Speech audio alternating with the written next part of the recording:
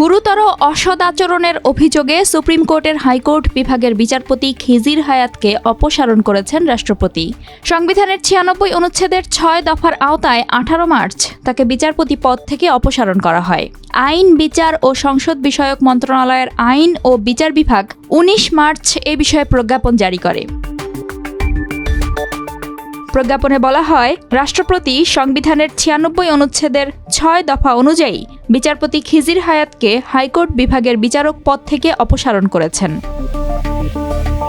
১৯৬৭ সালের ২৪ জানুয়ারি জন্মগ্রহণ করেন বিচারপতি খিজির হায়াত। ঢাকা বিশ্ববিদ্যালয়ে অধ্যয়নকালে ছাত্রলীগের ঢাকা বিশ্ববিদ্যালয়ের সভাপতি ছিলেন তিনি। শিক্ষাজীবন শেষে ১৯৯৭ সালের ৬ আগস্ট ঢাকা জেলা জজ কোর্ট এবং ২০০১ সালের ৯ ফেব্রুয়ারি হাইকোর্ট বিভাগের আইনজীবী হিসেবে তালিকাভুক্ত হন।